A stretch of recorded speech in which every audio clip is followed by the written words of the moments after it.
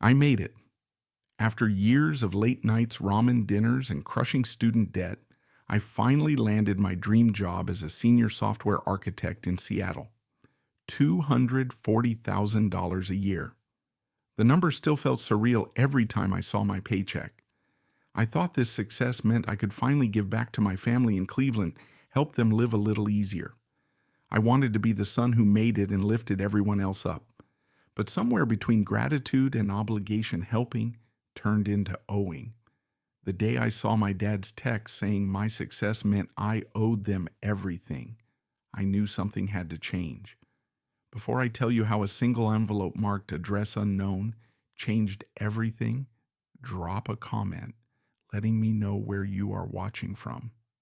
And if you have ever felt taken advantage of by the people you love most, hit that like button and subscribe, because this story might just give you the clarity you need. Now let me take you back to where it all started to fall apart. I grew up in a small middle-class neighborhood in Cleveland, Ohio. My dad, Gerald, spent 30 years working at the same manufacturing plant, coming home every night with grease under his fingernails and exhaustion in his eyes. My mom, Patricia, worked as a receptionist at a dental office, her cheerful phone voice masking the fatigue that came from being on her feet all day. We were not poor, but we were not comfortable either. Every dollar had a purpose. Every purchase required consideration. I was the oldest of 3 kids. My sister Denise was 4 years younger than me, always the social butterfly who could make friends with anyone. My brother Kyle came 7 years after me, the baby of the family who got away with everything. Growing up, I watched my parents stretch every paycheck, saw the stress lines deepen on their faces when unexpected bills arrived. I promised myself that one day I would do better. I would make enough money that they would not have to worry anymore. That promise drove me through high school, where I spent every spare moment teaching myself to code. While my friends were at parties, I was building websites for local businesses, saving every cent. The work paid off when I got a full scholarship to MIT for computer science. My parents cried at my graduation, proud, but also maybe a little relieved that they would not have to figure out how to pay for college. Boston was incredible. The classes were brutal, the competition intense, but I thrived. After graduation, I landed a job at a mid-sized tech firm, making $75,000 a year. It felt like all the money in the world. I worked there for 3 years, learning everything I could, building my reputation.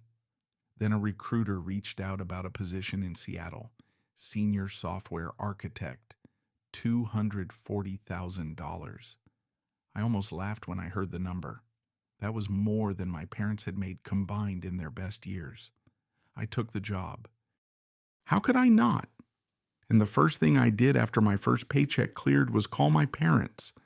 I told them I wanted to send them $1,500 every month just to help out, make their lives a little easier, buy the groceries without checking prices, fix things when they broke instead of duct taping them together. My mom cried on the phone. My dad's voice got thick with emotion as he thanked me. That feeling, knowing I could actually help them, was better than any promotion or fancy title. For the first few months, everything felt perfect. I would video call home every Sunday and hear about how Mom finally got her hair done at a real salon instead of the budget place. Dad mentioned they went out to dinner twice in 1 month, something they had not done in years. Denise was starting college at Ohio State, and I bought her a nice laptop so she would not have to use the computer lab for everything. $2,000 felt like nothing compared to what it meant for her. Kyle needed his car fixed some transmission issue, and I sent $1,200 to cover it.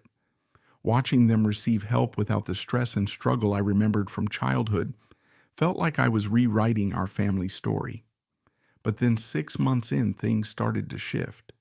It was subtle at first. Dad called on a Tuesday afternoon, which was unusual. He normally waited for our Sunday calls. His voice had this tone I could not quite place, somewhere between casual and urgent. "Your mother's car broke down," he said. "The mechanic says we need a new transmission. $4,000. He paused. We could really use your help with this one. I felt a small twist in my stomach but pushed it aside. Of course I would help. That is what family does. I transferred the money that afternoon. 2 weeks later, Denise called. Her voice had that rushed quality of someone who had rehearsed what they were going to say. So my phone completely died, and I also need money for textbooks this semester. The school bookstore is crazy expensive. Could you send $3,000? I hesitated for the first time, but guilt immediately followed. She was in college trying to build her future. How could I say no? A month after that, Dad called again. The roof was leaking, water damage in the living room. They needed $15,000 to fix it properly. I sat at my desk in my Seattle apartment staring at my bank account. In 7 months, I had sent home $28,000. That was on top of the monthly $1,500. I did some quick math and felt my chest tighten. But I sent the money. They were my family. I made good money. I could afford it. What I did not realize then was that afford it and should do it were two very different things. By month 10, my phone ringing with a Cleveland area code started to make my anxiety spike. It was never good news anymore. Never just calling to chat or see how I was doing. Every call was a need, a crisis, an expense that somehow always landed on my shoulders. My mom called about Dad's dental work. His insurance did not cover it, she explained. $8,000 for crowns and a root canal. When I asked why they could not use their savings, her voice went cold. We raised you for 18 years, Columbus. We sacrificed everything. And now you are going to question helping us when we need it. The guilt hit like a physical weight. I transferred the money and felt sick about it for days. Thanksgiving came and I flew home to Ohio. I had not been back since moving to Seattle, and part of me was excited to see everyone, to be in my childhood home. But when I walked through the door, something felt off. The living room had a massive new TV mounted on the wall, 75 inches at least. In the kitchen, my mom was pulling groceries from bags, expensive brands I knew she used to skip. She had a new designer purse sitting on the counter, the kind with the distinctive logo that cost upwards of $3,000. I tried to push down the uneasy feeling. Maybe they had saved up. Maybe they had gotten bonuses at work. But at dinner, when I complimented the TV, my dad just shrugged. We deserve nice things too, he said. You make so much money out there in Seattle, it is not like you will miss what you send us. The way he said it, so casual, so entitled, made my stomach drop. My mom nodded along. You have been so blessed, Columbus. The least you can do is share that blessing with the people who made you who you are. I did not know what to say. We were in the middle of Thanksgiving dinner, my siblings at the table, and I did not want to cause a scene. So I smiled and changed the subject. But that night, lying in my childhood bed, I could not sleep. Something had fundamentally shifted in how my family saw me. I was not their son anymore. I was their resource. After Thanksgiving, the requests became constant. Denise wanted money for a spring break trip to Miami with her friends. $2,500. When I suggested she get a part-time job to save up, she sent me a paragraph-long text about how I was being selfish and clearly did not care about her happiness. Kyle, who was 16, wanted a gaming computer, $3,200 for top-of-the-line equipment. Dad started saying the electric bill was too high every month and needed $600 to cover it. Mom wanted money for hair appointments and nail salons, $400 monthly for maintenance. I started saying no, not to everything, but to the requests that felt excessive. And every time I did, the response was the same: disappointment, guilt trips, accusations of selfishness. Denise sent angry texts calling me heartless. Kyle stopped responding to my messages altogether, but it was my dad's reaction that hurt the most. He would call, and his voice would be cold, distant. We sacrificed everything for you, he would say. We worked ourselves to the bone to give you a good life. And now you act like we are begging. I tried to explain that I had already sent them over $70,000 in 18 months, that I had my own bills, my own life to build, my own future to save for.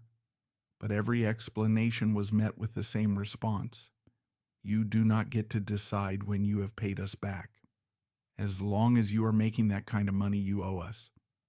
March of the following year brought everything to a head. Dad called on a Saturday morning. He wanted to renovate the kitchen, new cabinets, new appliances, new countertops. The whole thing, $50,000. When I said no, when I finally put my foot down and said that was too much, that I could not keep doing this, he exploded. Your own life. Everything you have is because of us. We fed you, clothed. You put a roof over your head for 18 years. You think you did all that yourself? I stayed calm, or tried to. And I have sent you over $70,000 in 18 months. That is more than enough payback for raising me, which, by the way, is what parents are supposed to do. You chose to have kids. I did not ask to be born, owing you a debt for the rest of my life. He hung up on me, just a click in silence. 20 minutes later, my mom texted, "Your father is right. We gave you life. The least you can do is take care of us now that you can afford it." Then Denise chimed in, then Kyle. A group assault of messages telling me I was ungrateful, selfish, heartless, that I had forgotten where I came from. I sat in my apartment staring at my phone and felt something crack inside me. These people, my family, did not love me. They loved what I could provide. They did not see me as a person with my own needs, my own dreams, my own life. They saw me as an ATM with an unlimited balance. And the worst part was realizing that as long as I stayed within reach, this would never stop. They would bleed me dry and feel justified doing it. The next week, I received an email that changed everything. It was from a furniture store in Cleveland. A bill for $12,000 for a new sofa set and dining room furniture. Shipping address was my parents' house. Billing name was mine. I stared at the screen, reading it 3 times before the reality sank in. I called the store immediately, my hands shaking as I dialed. The customer service representative was friendly, cheerful even. She confirmed that, yes, Gerald Reynolds had come in 2 weeks ago and opened a credit account in my name. He had my social security number, my Seattle address, everything needed to make it look legitimate. The furniture had already been delivered. I asked how he got my information. She could not tell me, but I knew. I had given it to them years ago for tax documents, for emergency contact forms, trusting them because they were family. Before I could process that betrayal, my phone rang. A car dealership in Cleveland. They were calling to confirm the co-signing paperwork for Denise's new car. A $35,000 sedan, brand new, and apparently I had agreed to guarantee the loan. Except I had not. I had no idea this was even happening. I told the dealership there must be a mistake, that I never signed anything. The salesman sounded confused. Your father was here with your sister yesterday. He said you had agreed to help her get reliable transportation for school. I hung up and immediately called Denise. She answered on the 3rd ring, her voice light and unconcerned. Oh yeah, Dad said you agreed to help. It is just a signature, Columbus. You make plenty of money. It is not like a car payment will hurt you. Something inside me snapped. It was not anger exactly, it was clarity. Cold, sharp, undeniable clarity.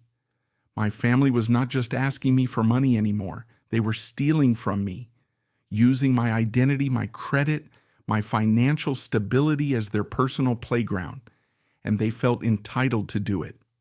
I spent the next week in a haze of phone calls. I contacted a financial advisor, explained the situation, asked what I could do to protect myself. I talked to a lawyer about fraud and identity theft. Both gave me the same advice: cut them off completely, document everything, file police reports if necessary. But more than that, they said you need to create distance, physical distance. That night, lying in bed, unable to sleep, I made a decision. I was going to leave Seattle, not because I did not like the city or the job, but because Seattle was still too close. It was a 3-hour flight to Cleveland. My family could still show up at my door if they wanted to. They could still find me, pressure me, manipulate me in person. I needed to go somewhere they would not follow, somewhere far enough that dropping by was not an option. I started looking at job postings on the East Coast, but then a recruiter contacted me about a position in Austin, Texas. Same role, similar pay, great company culture. Austin was 1,000 miles from Cleveland, far enough to make visiting inconvenient, far enough to make me feel safe. I took the interview. 3 days later, they offered me the position. I accepted without hesitation. The next 2 weeks were a blur of careful planning. I opened a new bank account at a different institution, one my family had no connection to. I changed my phone number and only gave the new one to my closest friends and my employer. I contacted all 3 credit bureaus and put a freeze on my credit so no one could open accounts in my name. I closed every credit card, every account that my family might have information about. I found an apartment in Austin through a property management company and signed the lease online. The address went nowhere except to my new employer and the post office for mail forwarding. Then came the hard part. I sat down and wrote an email to my entire family. I rewrote it a dozen times trying to find the right words. In the end, I kept it simple and direct. I cannot continue to financially support the lifestyle you have become accustomed to. Over the past 2 years, I have sent you over $90,000. Instead of appreciation, I have received demands, manipulation, and ultimately fraud. Dad, you opened a credit account in my name without permission. Denise, you tried to make me co-sign for a car I knew nothing about. These are crimes. I could press charges, but I will not because you are family. However, I am done. I am moving. I will not be providing my new address or phone number. I need you to take responsibility for your own finances and your own lives. I love you all, but I will not be your ATM anymore. I sent it on a Monday morning and immediately blocked all their numbers on my old phone. Within minutes, my email inbox exploded. Messages from Mom, from Dad, from Denise, from Kyle. Some begged, some threatened, some tried guilt. Dad's email said I was abandoning my family and would regret it. Mom said I was breaking her heart. Denise called me selfish and cruel. Kyle said he never wanted to speak to me again anyway.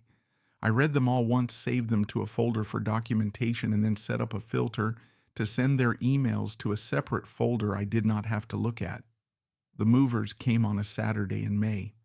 I watched them load my furniture, my boxes, my entire life into a truck headed for Texas. My neighbors asked where I was going, and I just said I got a new job. No details, no forwarding address beyond the post office. By Sunday evening, I was in Austin, walking into my new apartment feeling lighter than I had in 2 years. But the real moment of freedom came 2 months later. I got a notification from the Postal Service that my mail forwarding was about to expire. I logged in to review what had been sent to my new address. Most of it was junk mail and a few bank statements, but there was one item that made me stop and stare, a large envelope from that furniture store in Cleveland. It had been sent to my old Seattle address. The Postal Service had forwarded it to Austin with a large red stamp across the front. Address unknown. Return to sender. I held that envelope in my hands and felt something I had not felt in a long time. Satisfaction. Peace. They were still trying to send bills to an address I no longer lived at. They had no idea I was 1,000 miles away in Texas. They could not reach me, could not guilt me, could not manipulate me. I was finally, truly free. 6 months into my life in Austin, I barely recognized myself. The constant anxiety that had become my baseline in Seattle was gone. I was not waking up at 3 in the morning worrying about which family member would call with a crisis next. My bank account was actually growing instead of being drained every month. For the first time since landing that high-paying job, I was able to save, to invest, to plan for my own future. Work was going well. My new team respected my skills and my boundaries. Nobody asked about my personal life beyond normal friendly conversation. I made friends with people who wanted to grab coffee or see a movie, not people who wanted something from me. It was refreshing in a way I had not anticipated. One of those friends introduced me to Madison, a third-grade teacher who made $55,000 a year and was more financially stable than my entire family combined. She was smart, funny, and most importantly, she never once asked me to pay for anything beyond my fair share. On our third date, when the check came, she immediately reached for her wallet. When I offered to cover it, she smiled and said, "How about we split it? I make my own money." That simple statement almost made me emotional. I found myself thinking about what normal looked like, what healthy relationships looked like. Madison would talk about her family, about Sunday dinners with her parents and game nights with her siblings, and I realized that none of her stories involved money. They just enjoyed each other's company. They supported each other emotionally, not financially. It was such a foreign concept to me now that I had to actively remind myself that this was how families were supposed to work. After 6 months of radio silence, I unblocked my family's emails. Not because I wanted to reconnect, but because I needed to know if the situation had changed, if they had learned anything. The first few emails were exactly what I expected. Angry messages about how I had abandoned them, how I was selfish and ungrateful. My dad's emails were full of blame and accusations. My mom's were manipulative, talking about how much they missed me, while in the same paragraph mentioning how hard things were financially. But then slowly the tone started to shift. 3 months after I left, Denise sent an email that was different. No demands, no guilt trips, just a simple message saying she had gotten a job at a retail store. It was not much she wrote, but it was helping. She was learning to budget. It was hard, but she was managing. I did not respond, but I felt something that might have been pride, maybe a little bit of hope. Kyle never reached out. That was fine. He was still young, still probably angry. Maybe one day he would understand. Or maybe he would not. I was learning that I could not control how other people reacted to my boundaries. My dad's final email came 4 months after I moved. It was not an apology. Gerald Reynolds did not apologize, but it was an acknowledgement. "We had to figure things out," he wrote. "It was not easy. Your mother picked up extra hours. I have been doing side work on weekends. We are making it work." He did not say he understood why I left. He did not say he was wrong. But between the lines, I could read what he was not saying. They were surviving without me. They were taking responsibility. It was something. I sat in my Austin apartment, the evening light coming through the windows, and thought about how far I had come. Not just the 1,000 miles of distance, but the emotional journey from guilt-ridden son to someone who understood that loving your family did not mean sacrificing yourself on the altar of their expectations. I had learned that family does not mean you owe them everything you earn, that helping someone and being exploited are two fundamentally different things. That setting boundaries is not selfish. It is survival. It is self-respect. It is recognizing that you are a person with value beyond what you can provide. For years, I had carried this belief that my success created a debt, that making good money meant I had to share it, had to support everyone around me, had to prove I had not forgotten where I came from. But success is not a debt. It is the result of hard work, sacrifice, and determination. I did not owe my parents a lifetime of financial support because they fed and clothed me as a child. That was their job. That was what they signed up for when they decided to have children. Real love does not demand. It does not manipulate. It does not keep score. My family had turned my love into leverage, my success into obligation. Moving to Austin, creating that 1,000 miles of space, was not me running away. It was me choosing peace over guilt. It was me choosing my future over their expectations. It was me finally understanding that I mattered too. I thought about that envelope with address unknown stamped across it, in a way that was the perfect metaphor for what I had done. I had made myself unknown to the people who only valued me for what I could give them. I had erased myself from the place where I was seen as a resource rather than a person, and in doing so, I had found myself again. Madison asked me once why I never talked about my family. We were having dinner at her apartment, and she had just gotten off a video call with her parents. I hesitated, not sure how to explain without sounding bitter. Eventually, I told her a condensed version of the story. She listened without interrupting, and when I finished, she reached across the table and squeezed my hand. "That must have been so hard," she said. "But you did the right thing. You cannot set yourself on fire to keep other people warm." I had never heard that expression before, but it hit me like a revelation. That was exactly what I had been doing, burning myself down to keep my family comfortable. Now, sitting in my living room in Austin, I felt genuinely content. My savings account was healthy. My credit score had recovered from the damage my father's fraudulent account had done. I had friends who liked me for me. I had a girlfriend who valued partnership over provision. I had a job I enjoyed without the constant stress of knowing my paycheck was already spent before it even hit my account. Did I miss my family? Sometimes. I missed the idea of them, the version of them that existed before money poisoned everything. I missed Sunday dinners and inside jokes and feeling like I belonged somewhere. But I did not miss the anxiety. I did not miss the manipulation. I did not miss being seen as a wallet instead of a person. Looking back now, I can see the whole journey with clarity. I can see how my desire to help morphed into obligation, how obligation became exploitation, how exploitation almost destroyed me financially and emotionally. I can also see how making the hard choice, the choice that felt selfish and wrong at the time, was actually the most self-respecting thing I could have done. They say blood is thicker than water, but I learned that sometimes you need to thin it out a bit to breathe again.